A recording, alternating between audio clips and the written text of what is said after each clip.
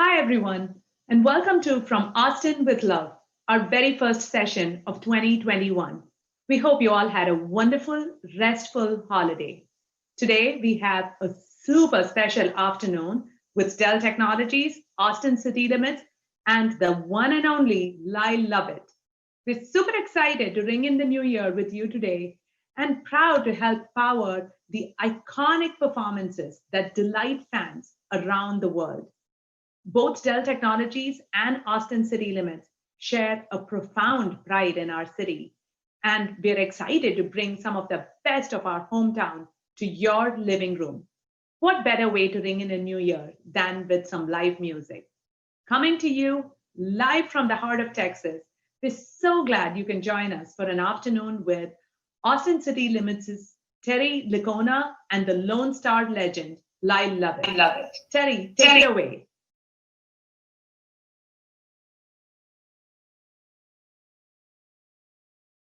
Thank you, Chitra. I'm Terry Licona, executive producer of Austin City Limits. We are coming to you live from Austin. I'm just a little ways from downtown Austin in our home at the Moody Theater. Wish we were there today. I do want to thank Dell Technologies for being our longtime partner. They have been supporting Austin City Limits for 10 years, since we moved into our new home at the Moody Theater in downtown, as a matter of fact. And they've become our lead technology partner, and we are really proud to have such a long-standing relationship with them. And thanks again to their support. Now, on with the show. Let's bring on our special guest of honor, star for today's show, our friend Lyle Lovett. Lyle? Terry, how are you? I'm doing great. How about yourself? Doing fine, thanks. Doing fine. I can see your pants, and I find that reassuring. Well, I tried to get dressed up, but just from the waist up, you know? I mean, I didn't want to be showing up by you because you're such a fashion plate, you know? You're right. Known right. for that. I think people are more interested in hearing some music than hearing us talk, although there'll be a little bit of that in between. But I know you're holding your guitar, but we'll ask you to hold it for just another couple of minutes so we can kind of turn back the clock to the first time you appeared on ACL back in 1987. You may or may not be keeping track, but you know, you've appeared on Austin City Limits 16 times over the years, which, other than Willie, is quite a record. You know, he still holds the lead in that regard. Of course, that includes your appearances on the Austin City Limits Hall of Fame shows, the many different songwriter shows you've done as a guest with Sean Colvin, our tributes to Walter Hyatt, Townes Van Zandt. So many shows, so much great music, and so many memories. But let's go back to that first time in 1987. And one of your best known songs from that time, She's No Lady.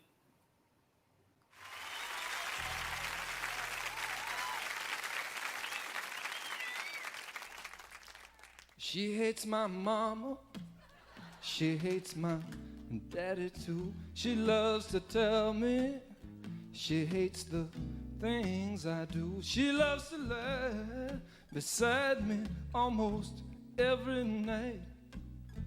Well, she's no lady, she's my wife. The preacher asked her, and she said, I do. The preacher asked me, and she said, yes, he does too. The preacher said, I pronounce you 99 to life. Son, she's no lady, she's your wife. And I can't remember how I met her. Seemed like she's always just been a hanging here off my right arm. And I can't remember how I ever thought that I just couldn't live without a woman's charm. And even though she loves the smell of French perfume, and even though she walks around in high-heel shoes, well, all I know is I'm the one who pays her price. Man, she's no lady, she's my wife.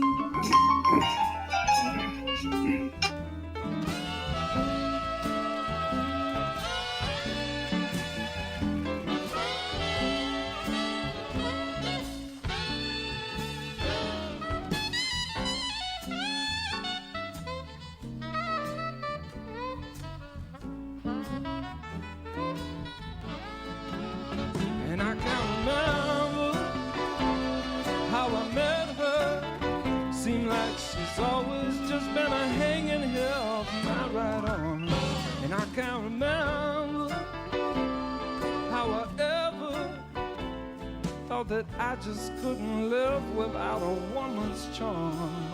Yeah, she hates my mama, she hates my daddy too. She loves to tell me how much she hates the things I do. She loves to lie beside me almost every night. Well, she's no lady, she's my wife.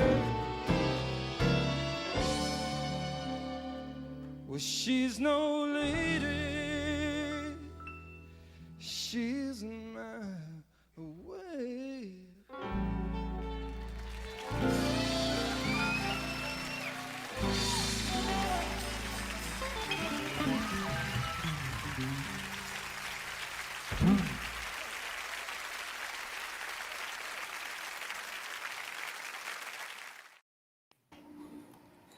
So,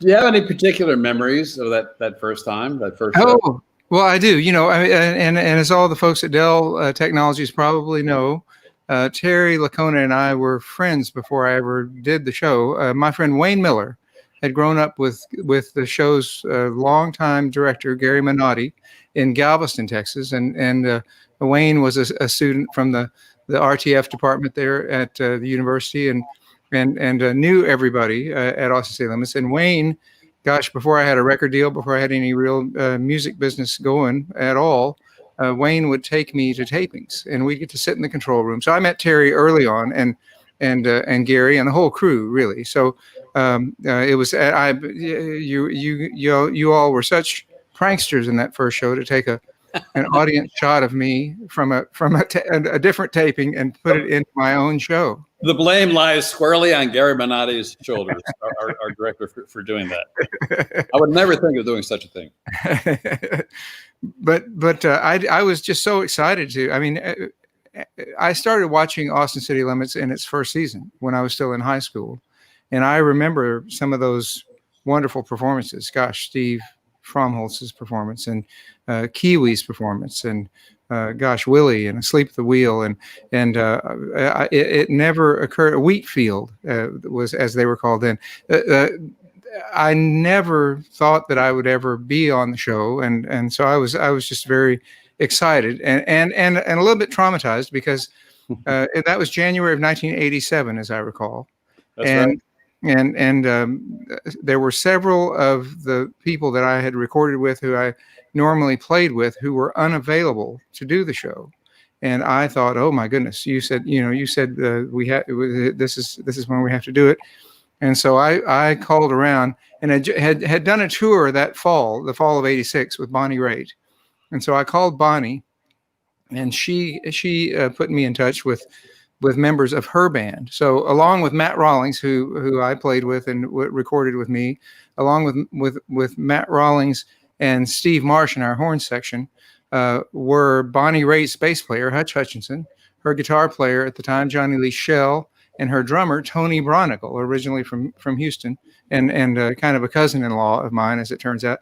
But so it was half of Bonnie's band and part of mine, and then some wonderful. It's before I had a regular horn section, and gosh, to see and hear Tony Campisi play, who's not with us anymore, and to see John Mills along with Steve Marsh. I mean, this was just, I haven't seen that clip in ages, and it was just wonderful to see, Terry. Thank you. Well, we have some more memories, but let's make good use of that guitar that you're holding right now. And what have you got for us? Well, here's I'm pretty sure that I played this song in that first show as well. It's from my very first record.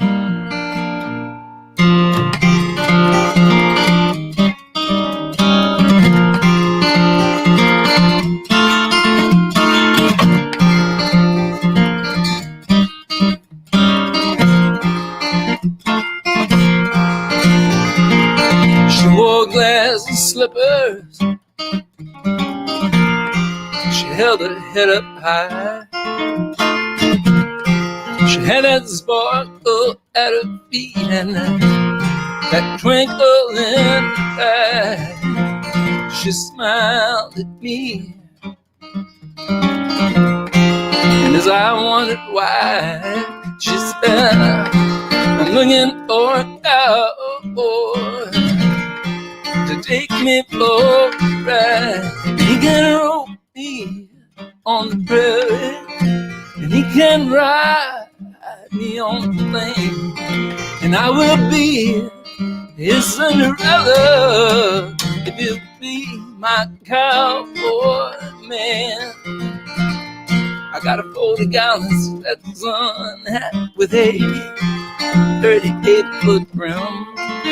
He could dance around the outside, baby, until we both fall.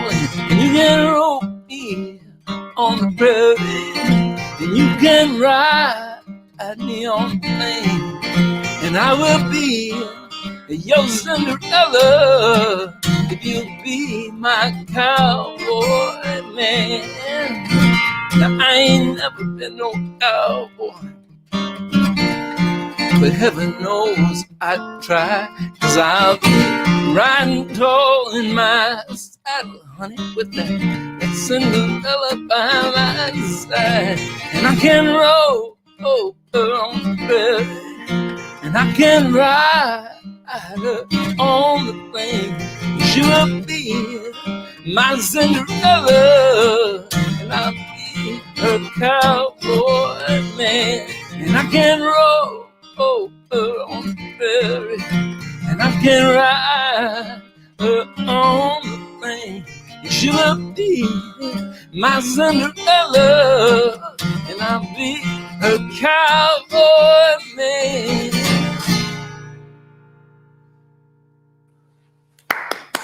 Great, great. That was a good-sized country music hit back in the day on country radio.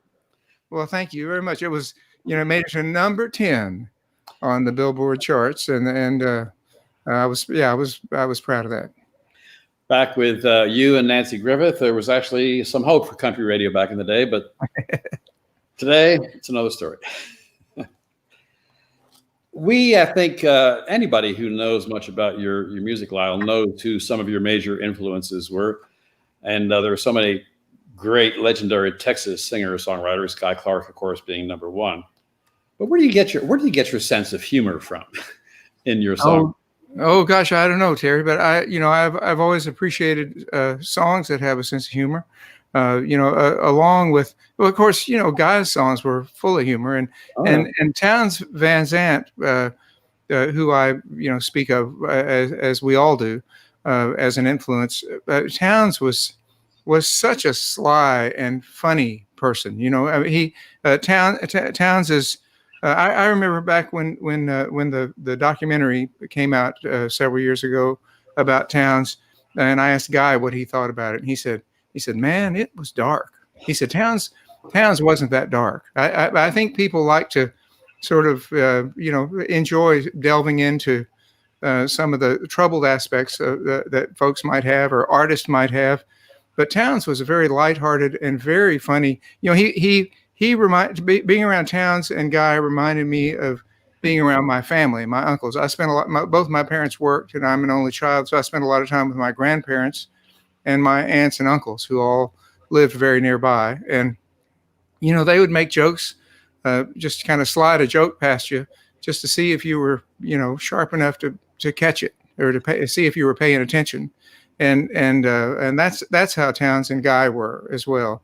And so I enjoy, taking a lighthearted look when there's a chance to do that. Well, I think that has become a signature part of your songwriting. There's a certain quirkiness to it that nobody else has. Let's take a look at another clip. All right, so from 1987, we go to 1990. This was the first time you had the large band, billed as such, on the show, and it was our introduction to Francine Reed. Fran, if I could just interrupt you for just a second, Francine was part of the music scene in Phoenix, where the core group of the band I was recording with and touring with was from. And Billy Williams, our co-producer, was from Phoenix, and the band was essentially the house band at a wonderful nightclub in Phoenix called Mr. Lucky's, J. David Sloan's band, J. David Sloan and the Rogues, and I did all my first recording with them. Francine Reed was a performer that they all would sit in with occasionally, and one night Matt Rawlings was playing with her in Tempe, Arizona, at a club called Chewy's, and he said, "Oh, you got to come down and check out this lady I'm playing with." And when I walked in, I opened the door. I don't think from the power of her voice, I don't think the door could even close when I opened it. And I met her that night and asked her if she would come to the studio and record with me, and she did. That was 1984, and I'm fortunate to still work with Francine today. And she is a powerful singer and a beautiful person with such a big heart. She is. Well, this was her first time on the ACL stage anyway in 1990. So let's take a look at She's Hot to Go and listen to some of that scat singing from Francine.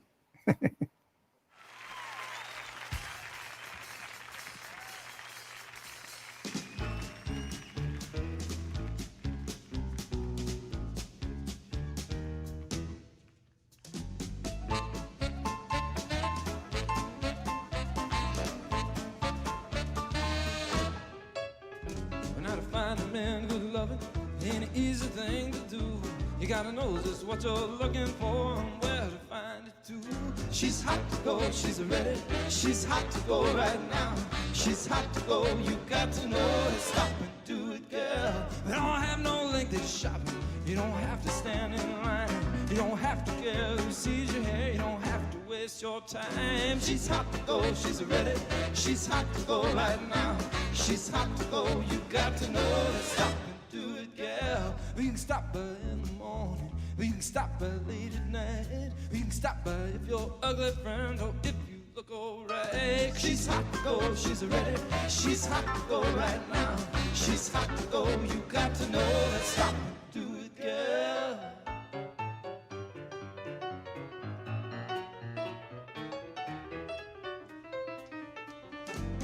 Matt Rawlings.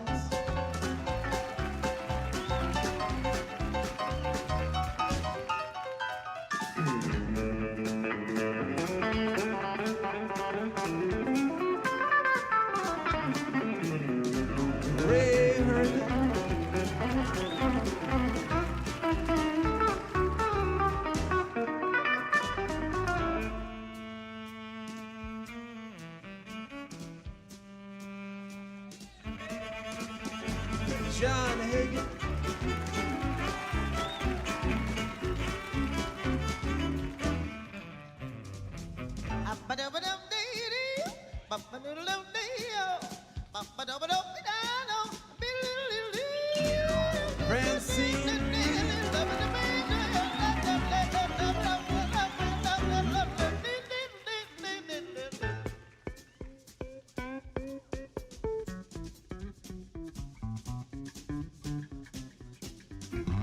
Michael Rhodes.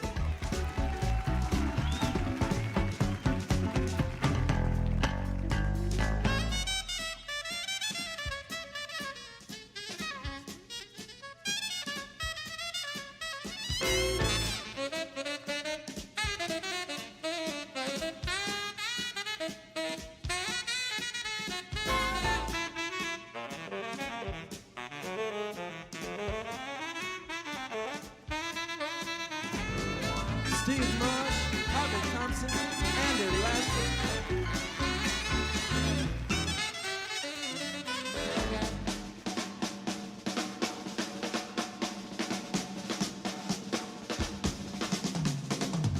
Dan Thomas.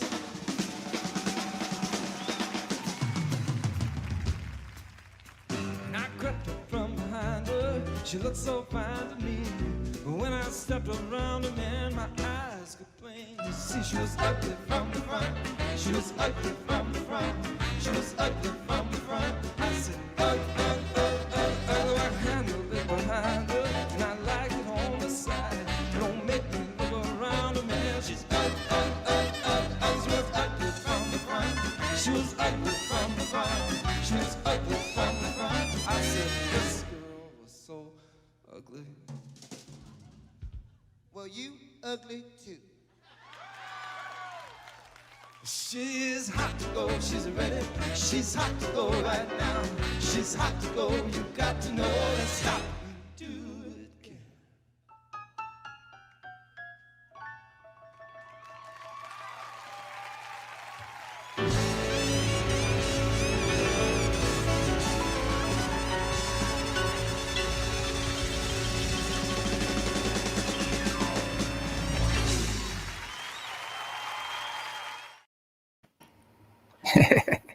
There aren't many people who can pull it off. She can do it. Francine can do anything. It's just so wonderful to see these clips, Terry. You know, some of the folks, Harvey Thompson, who played tenor in that show and played in the large band for up until just 2 years ago. He's well in his 70s by now, and his health doesn't permit him to come on the road anymore. But he was part of the legendary Muscle Shoals Horns since their beginning, and you know, to be able to get to know those kinds of legendary players and to be able to just to ride the bus with them and to get to know them personally and to be able to stand on stage with them and feel them support, you know, what you're doing. It's an incredible feeling. Michael Rhodes, who played bass on that show, that was the only tour I got to work with Michael. He's so busy otherwise. You know, he's played for years. He played for years, and in those days was playing lots with Rodney Crowell and Roseanne Cash, and you know, he's just one of the top session bass players anywhere. And it was just to be able to see that. Thank you for that, Terry. Thank you. Sure. Well, of course, Respect works both ways, and they enjoyed the opportunity to play with you and with so many other great musicians, and you gave them the opportunity to show off. Well, I love standing in the middle of great musicians like that and listening to them, and gosh, you know, we're all there to play and to have fun, and so that's part of my objective when I put a set together, when I choose songs and do an arrangement.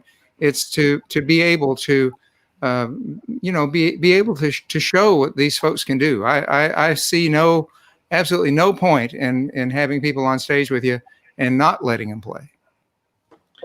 Well, sadly, in these COVID times, you're surrounded by nobody at the moment. We'd love to hear you do another song, though. Well, you know, the song that I was working on in the studio when I met Francine in 1984 was one that I had imagined. I had made up a couple of years before that, and I had imagined it as a duet, but I'd never sort of thought of who I might do the duet with until I met Francine that night in 1984 in Tempe, Arizona.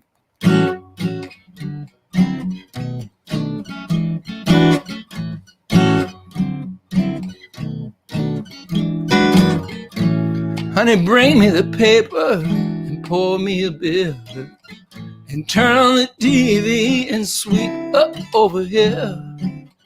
You tell me you love me to put off my blues, but what do you do when it quits being you? Well, you know, you be home for supper and don't slam that door, and you better be sober, man, or I'll give you what for. You tell me you love me to put off my blues, but what do you do when it quits being new?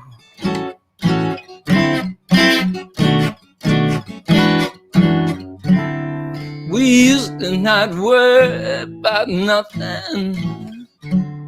We used to laugh and play. But now when we look at each other, we never have nothing to say except, you know what she says, well, you could take me to dinner, you could buy me some clothes. If you make all that money, man, make it damn sure it shows. You could tell me you love me to put off my blues, but what do you do when it quits being new? You know, you could put on some makeup and you could pile up your hair and at least try to do something with what you've got there. You could tell me you love me to put off my blues, but what do you do when what do you do when And it say, what do you do? And it say, well, hi there, my name is, and my wife is at the PT, and what could I buy you? Is that a scotch? And so, what will it be, your place or a place to say, man, what do you think you see? I'm not that kind of affair. It's fair and right is a right around the corner, just a block or so. Come on, and you'll have to leave everything to me. And that's the glory of, and that's the story of, what do you do?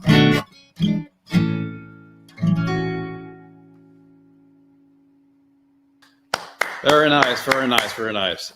And I can't imagine a better duet partner than Francine Reed, if any other partner but her. Amen. Amen. Amen. So, as I mentioned early on, you also appeared on a number of songwriters shows with everybody ranging from Guy Clark and John Hyatt and Joe Ely to this next one, which we're about to see a clip from, when you were on the stage with Willie Nelson and Rodney Crowell. Talk about being surrounded by some incredible talent. I would imagine that might have been a little intimidating. Correct? Well, it was very exciting. Anytime, gosh, to simply get to meet your heroes, people that you admire, is a wonderful experience. But to get to meet them and to get to know them and to get to work with them, to be on stage with Willie and with Rodney, I was very excited, and that's a night I just have always kept in my mind. No, that was in 1994. How long had you known Willie by then? Oh goodness, I met Willie back in the 80s, and I actually met Willie through his granddaughter Rachel, Rachel and her sister, their mom Lana, would drop them off when they were 10 and 12 years old at the Cactus Cafe, and would come to my local gigs at the Cactus Cafe. And it was through Rachel and her mom Lana that I got to first meet Willie. Then he had me on some of those Farm Aid shows, and he has just always been so kind to me. And I know the late great Texas football coach Darrell Royal was a big fan of yours and a friend, of course, of Willie's as well. Despite the fact that you graduated from Texas A&M, no hard feelings. You know what? At A&M one year. At the A&M TU game, I was walking in the stadium, and there was Coach Royal walking in about the same time I was, and he said, "Hey, come on up, sit in the box with us." And so I did. Coach, I'd played the golf tournament, the music part of the golf tournaments that he and Willie would do together. Coach was just he and Mrs. Royal were such lovely folks, and so I went up with Coach, and I sat there with Coach for the game, which was fascinating, to sit next to Coach during a football game, just to listen to his commentary. I'll bet. But I'm still hearing about that from my Aggie friends. I'm still hearing about sitting in that box. Some things they will never forgive you for. All right, well, let's hear your song "Nobody Knows Me" from that night on stage with Willie and Rodney Crowell.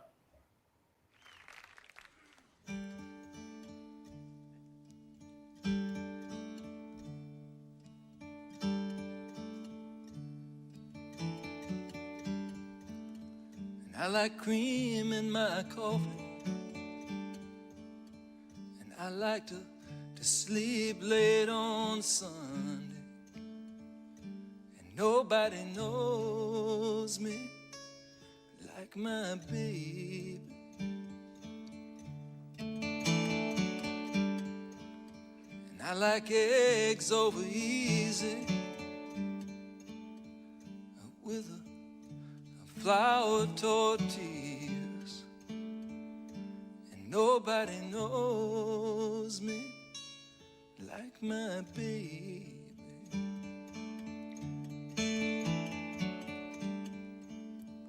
And nobody holds me, and nobody knows me, and nobody knows me like my baby.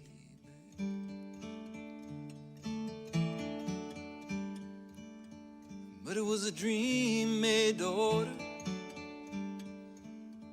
south of the border,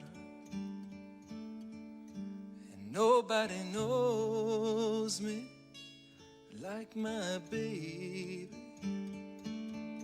And she cried, man, well, how could you do it? And I swore that there weren't nothing to it. But nobody knows me like my baby.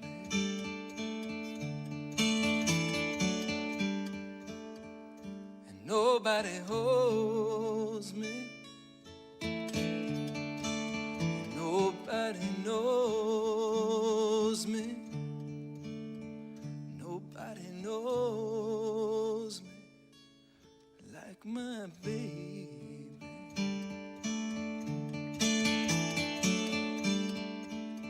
And I like cream in my coffee. And I hate to be alone on Sunday. Nobody knows me like my baby.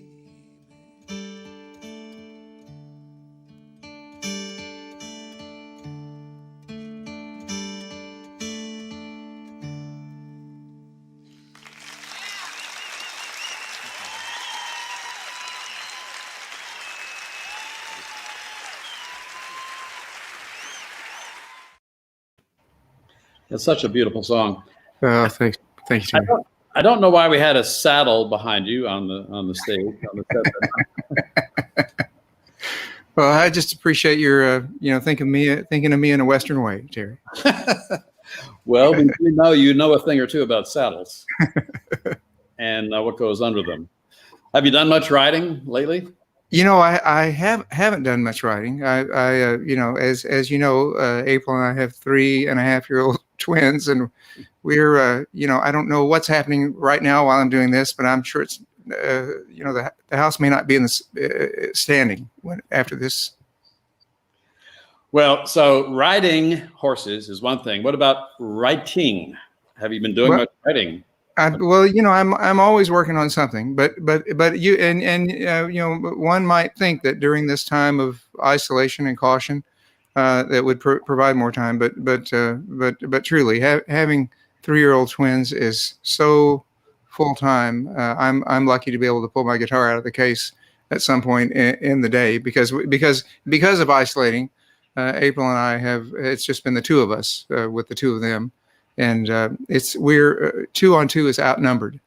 I can tell you that. Yeah, at that age for sure. When's the last time you played a live show, Lyle? It was I don't mean your live streams. I mean with the band, a proper show with a real audience. Yeah, I knew what you meant. It was the 7th of March 7th. Wow. So it's that's. I don't know how it feels to you or to all you folks at Dell, but the passage of time feels really different in this time of isolation. Now, you folks at Dell maybe around more people than I have been, but because we haven't been able to go out and tour and work normally. A lot of folks are out in the workplace, I realize, but I haven't even been to a grocery store. April grocery shops for us. So I really have been isolated, except for being around my family. I see my mother every day, several times a day, but I haven't hugged her, and I haven't been in her house since February of last year. And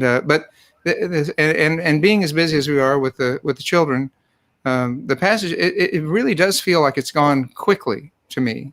But when I think back to March 7th, it's hard to believe that much time has passed since I got to stand on stage with my band and play a show. Mm-hmm.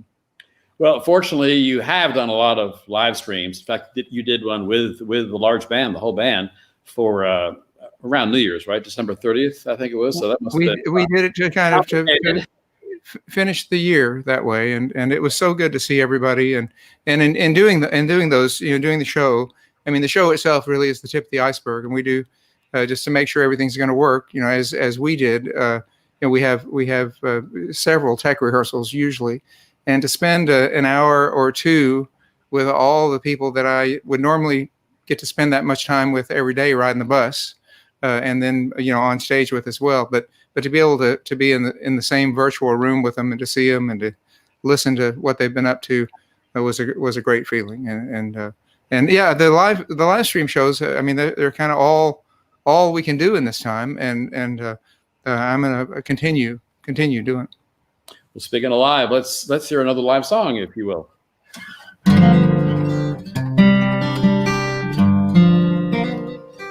Well, here's another My Baby song.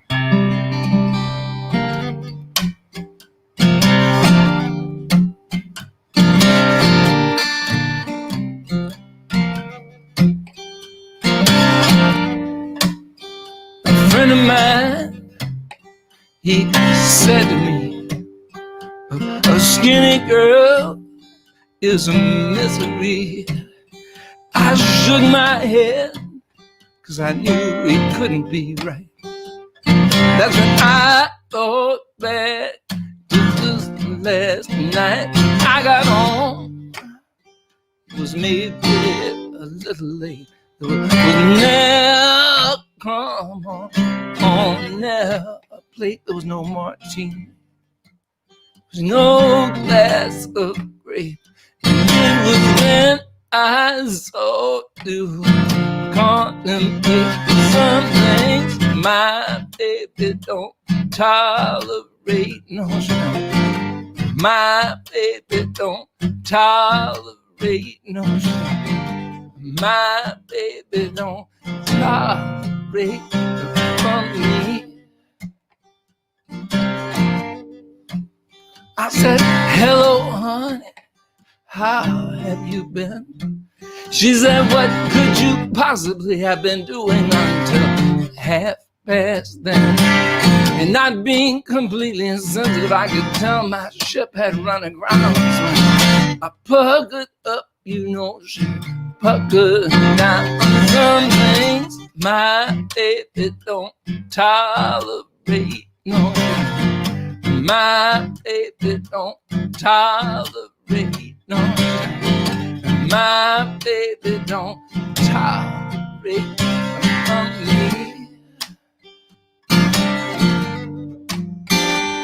Now his mama, ordinary man, might not appreciate the guy as a good woman who truly loves him. He might drift in despair during the ignorant, dumb misdoings of his dirty daily existence. But that's not me. No, yes, sir.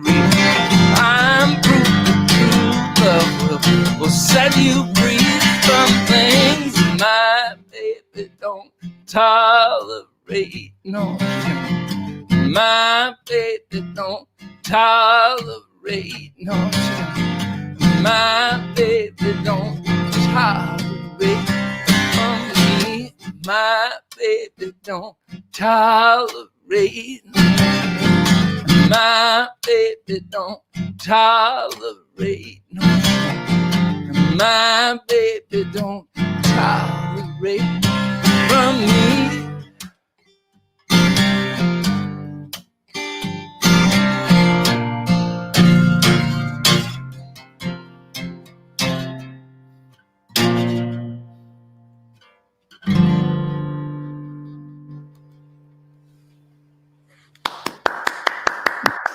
Very nice, very nice. So before the world changed and the pandemic arrived and put everything on hold, you had big plans for 2020. Well, I have already recorded a record.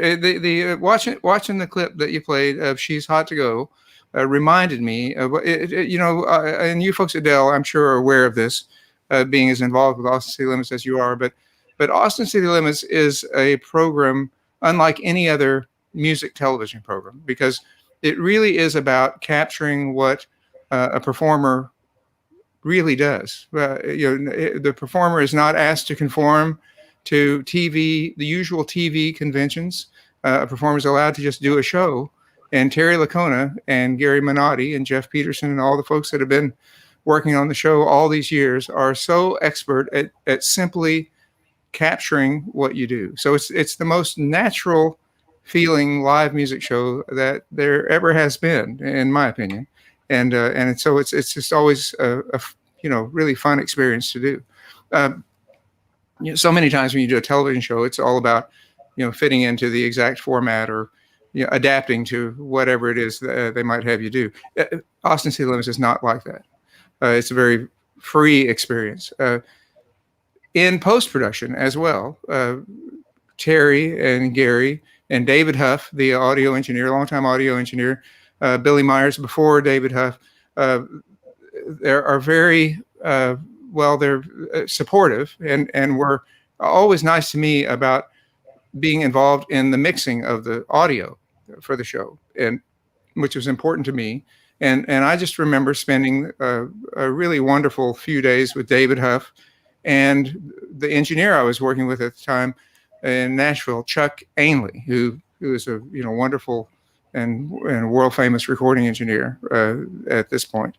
I recorded my large band record with Chuck Ainley in 1988, and recorded my very next record November of 2019, again with Chuck. It's the first time we worked together in all those years.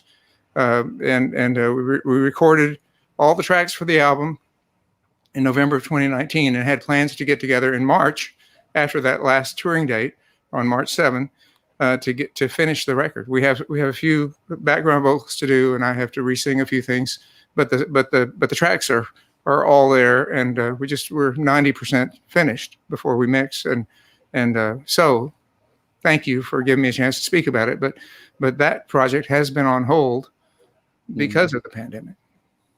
And it's on your new label, Verve Records, which of course is a long time record label, and has had so many great artists on the label over the years. So hopefully things will come together in 2021, and we'll see a new record and a new tour. I know that's what you're hoping. Verve has said they'd like to wait until we can go out and tour to support the record, to release the record. So so I haven't felt any pressure to venture out and be in potentially unsafe situations to get the record done. I know a lot of folks have had good luck working with other people, but gosh, I've known a lot of folks who've come down with the virus as well, and thankfully most people do well. But I was speaking with my family doctor just the other evening, socially. We're friends, and I could tell something was bothering him, and I said, what's the matter? And he said, well, I lost a patient today. And I said, really? How? I said, was it COVID? He said, yes. He said, a 48-year-old mom of a high school student that goes to high school with my youngest son, 48 years old. And he said, and she had no pre-existing conditions that we knew of. And he said, it's a small percentage of people who are affected that severely. He said, but a small percentage of a large number is still a lot of people. And sure. That really hit home to me. And it's so random, you just don't know. You don't. You can't be too safe at a time like this. But we know that the day will come, once they get the vaccine distribution figured out, that we'll all have ours, and it'll be safe again to get back out on the stage on tour, and for people to come out and see the live shows, because people are just itching. They're craving live music right now. Well, I've had that thought too. I mean, if once I'm comfortable enough to once I'm vaccinated and feel comfortable enough to be around people on stage, I mean, that's one thing. But we're asking people to sit next to each other out in the audience. So that that may take a while as well. Yeah. All right. Well, let's go back in time again to this time to 1997. Once again, you and the large band. And this is, I have to say, one of my personal favorite songs of yours of all time. That's right. You're Not From Texas. So roll it.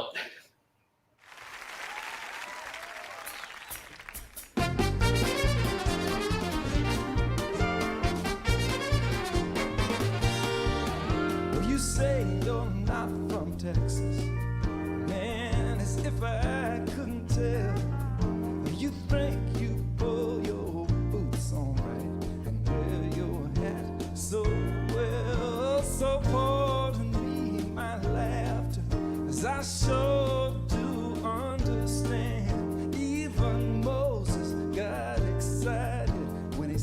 know the promised land. That's right, you're not from Texas. That's right, you're not from Texas. That's right, you're not from Texas. Texas wants you anyway. That's right, you're not from Texas. That's right, you're not from Texas. That's right, you're not from Texas. Texas wants you anyway. I was born and raised in Texas. It means so much to me. And though my girl comes from down in Georgia, we were up in Tennessee. And as we were driving down the highway, she asked me, baby, what's so great? How come you're always going on about your Lone Star State? I said, that's right, you're not from Texas. That's right, you're not from Texas. That's right, you're not from Texas. Texas wants you anyway. That's right, you're not from Texas. That's right, you're not from Texas. That's right, you're not from Texas. Texas wants you anyway. On the road, it looked so lovely. And she stood there on the side, and she grew smaller in my mirror as I watched her wave goodbye.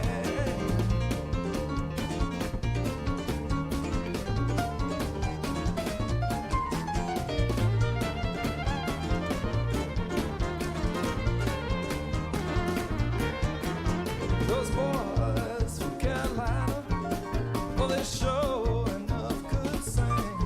But when they came on down to Texas, we all showed them how to swing. Now David's on the radio, and old Champ's still on the guitar, and Uncle Walt, he's at home with a hiding in her loving arms. That's right, you're not from Texas. That's right, you're not from Texas. That's right, you're not from Texas. Texas wants you anyway. That's right, you're not from Texas. That's right, you're not from Texas. That's right, you're not from Texas. Texas wants you anyway.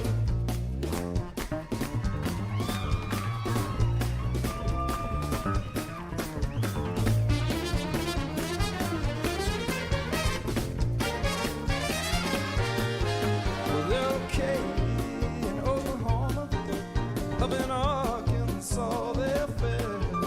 But those old folks in Missouri, they don't even know they're there. At a dance all down in Texas, that's the finest place to be. All the women, they all look beautiful, and their men will buy your beer for free. And they'll say, that's right, you're not from Texas. That's right, you're not from Texas. That's right, you're not from Texas. Texas wants you anyway. That's right, you're not from Texas. That's right, you're not from Texas. That's right, you're not from Texas. Texas wants you anyways. Won't you let me help you, mister? Just pull your hat down the way I do, and buy your pants just a little longer. And next time somebody laughs at you, you just tell them you're not from Texas. That's right, you're not from Texas. That's right, you're not from Texas. Texas wants you anyway. That's right, you're not from Texas. That's right, you're not from Texas. That's right, you're not from Texas. Texas wants you anyway. That's right, you're not from Texas. That's right, you're not from Texas. That's right, you're not from Texas. Texas wants you anyway. That's right, you're not from Texas. That's right, you're not from Texas. That's right, you're not from Texas. Texas wants you anyway. That's right, you're not from Texas. That's right, you're not from Texas. That's right, you're not from Texas. Texas wants you anyway. Texas wants you anyway.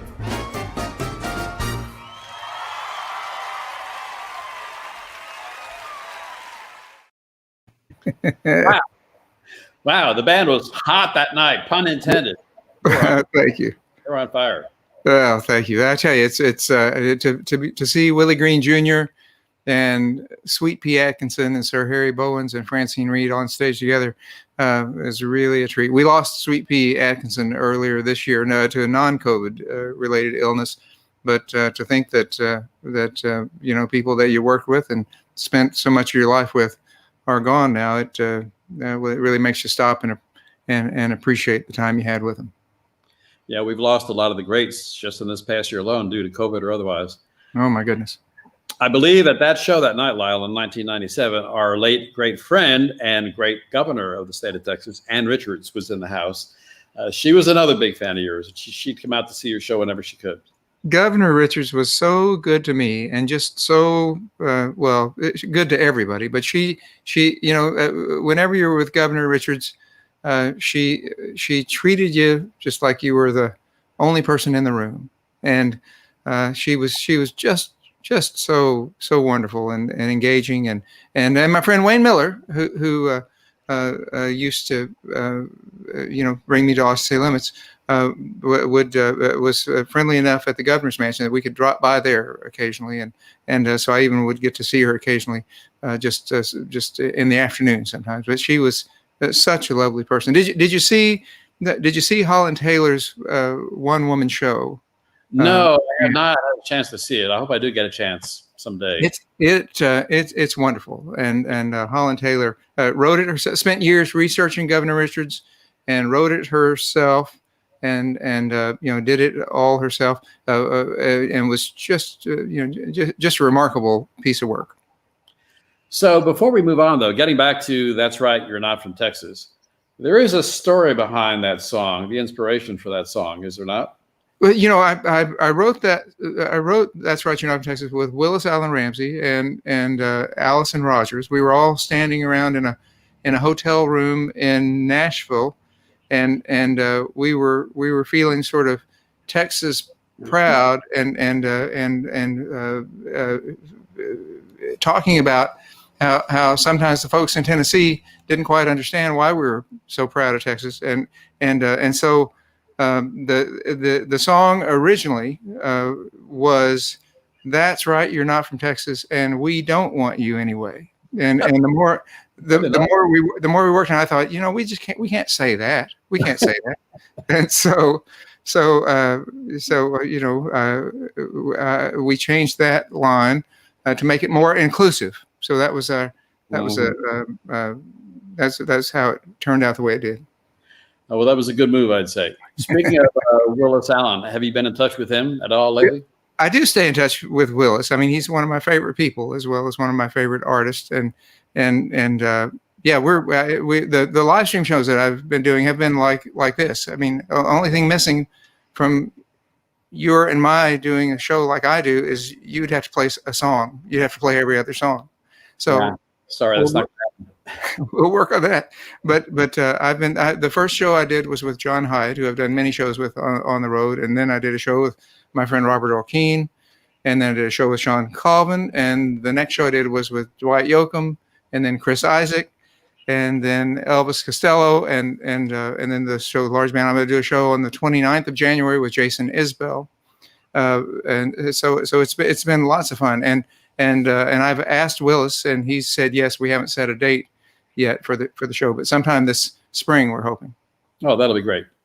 Well, we have time for one more live song from you, and then we're going to dip back into the archives and pull out a song from your last performance, your last taping at the old Studio 6A. I still imagine when I watch Austin City Limits these days, I still imagine it being taped in Studio 6A. I spent so many hours in Studio 6A with you all. It had to be as great as the new facility is, and as wonderful a room. We play the room live without being on City Limits every year, and it's such a wonderful room to perform in, because you feel close to everybody in the audience, the way you have it configured. But when I watch Austin City Limits on television, I know where you're taping, but I always imagine Studio 6A in my mind. That's Right, You're Not from Texas is a song that I play every show, and I'm always am happy to play. This is another song that I play. I can't remember ever not playing this one in a show.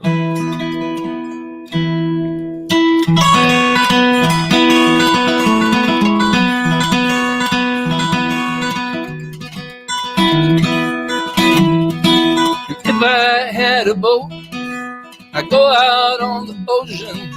And if I had a pony, I'd ride him on my boat. And we could all go out on the ocean. I said, meet up on my pony, on my boat.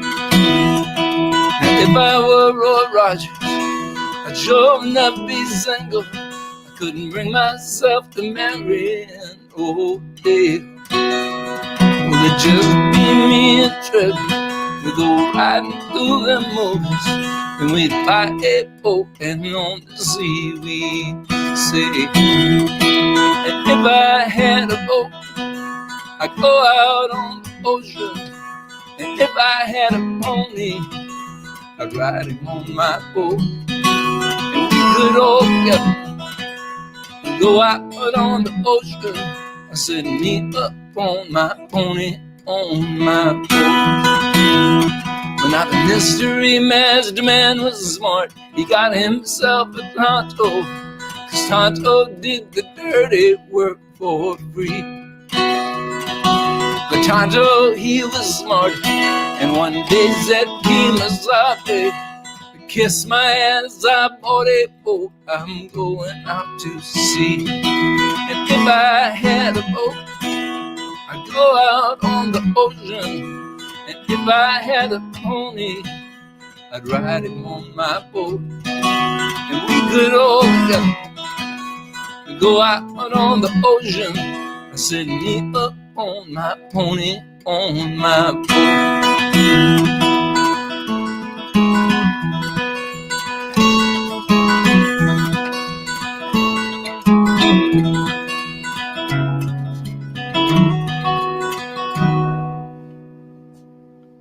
And if I were like lightning, I wouldn't need no snakes. Well, I'd come and go whenever I would please. And I'd scare them by the shade tree, and I'd scare them by the light pole, but I would not scare my pony on my boat out on the sea. And if I had a boat, I'd go out on the ocean. And if I had a pony, I'd ride him on my boat. And we could all together go out on the ocean. I said, me up on my pony, on my boat. I said, me up on my pony, on my boat.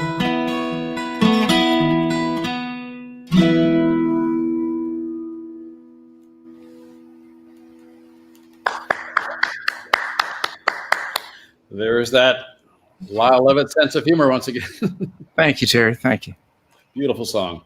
Thank you. So you were talking about Studio 6A, so it's appropriate that we're going to end our little event here today with a flashback to Studio 6A. You performed the last show, the last taping that we did in Studio 6A. And when the time came to move out of our original home into our new home at the Moody Theater, it was a no-brainer, Lyle, really. I mean, we talked for maybe a minute about who should be the last artist to play that stage after 36 years. And considering all of the people who have set foot on that stage in those 3.5 decades. So we were honored that you came. And little did we know, though, speaking of pranks, that you had a prank that you were going to pull on us on the set. Your last song on the set, appropriately, was Closing Time. And as we'll see on the video, you decided to invite all of us, the staff who were working the show, to come up on stage and join you. And a very brave move on your part to do that. Little did you know what you were getting. But well, let's take a look for ourselves and try to relive that really emotional night.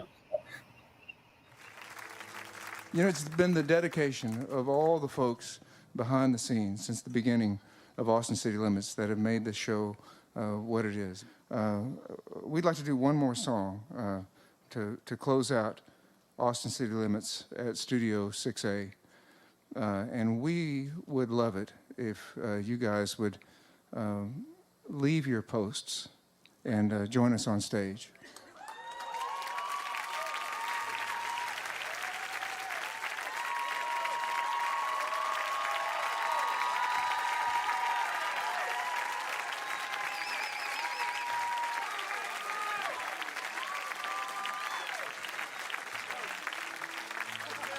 Y'all abandon your post.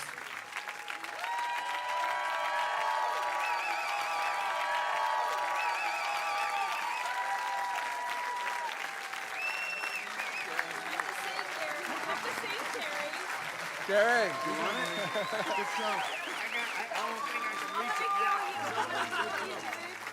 now. Terry, thank you so much for having us. This one's for all of y'all and for Austin City Limits.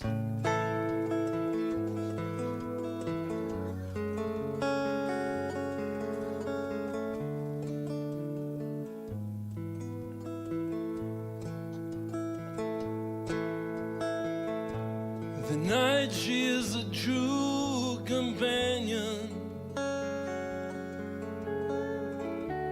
They shuffle in and they hear the sound. But by night's end, it's nights abandoned. You look across the floor, ain't anyone around.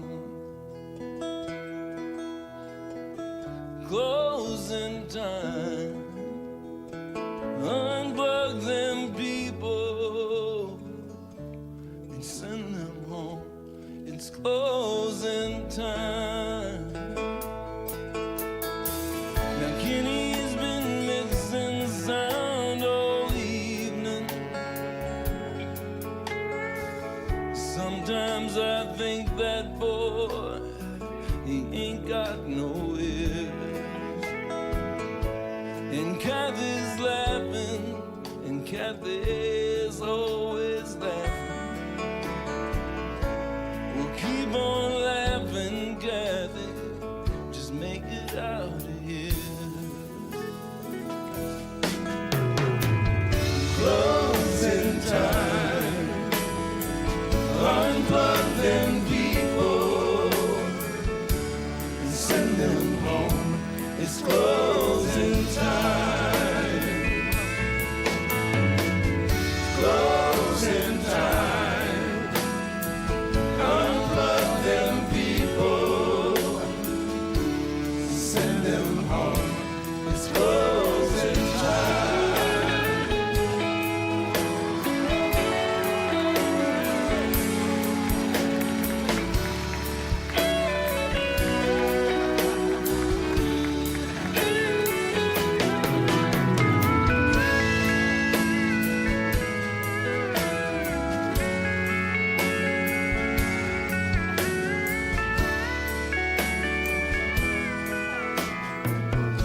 So stack those chairs upon those tables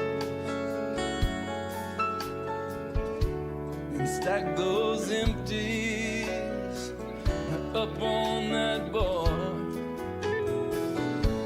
and count your money, oh, and count my money and hear those bottles ringing. You know where you are. Closing time. Unplug them people. Send them home. It's closing time. Closing time. Unplug them people. Send them home. It's closing time. Here's to another 36 years, 36 seasons of Austin City Limits. The night's all that's left behind.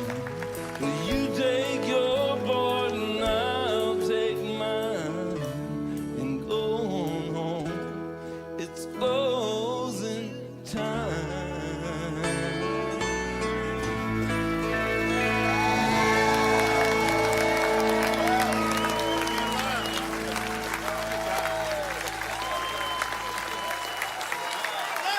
Austin City Limits.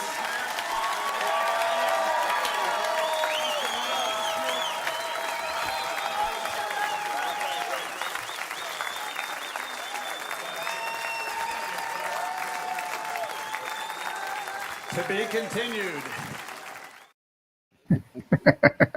Yeah, Terry. That What was a fun. night. And we have added another 10 years since those 36. Hard to believe. Isn't that, well, gosh, to see Vance Holmes on stage, right? That's just, Yes, we lost Vance last year. It's been emotional, frankly, just watching all of these clips from the past 30 odd years, and missing the experience of doing our shows, missing the audiences, the energy in the room, and the staff, of course. We're all family, as you know. well, exactly. And cannot wait until the day comes when we can all get back to doing what we love to do. Amen. But thank you, Lyle, for joining us this afternoon. Well, Terry, thank you for having me. And if I could just say a personal thanks to Dell Technologies for supporting Austin City Limits. Austin City Limits is such an important program to the whole world. And we appreciate what you do to help keep it going. So thank you. And thanks for having me today. You bet. And thanks again to Dell from me personally for their 10 years of support, our technology partners. And we wish the best to them and to you, Lyle, and the rest of the family. Please give my love and hope to see you soon.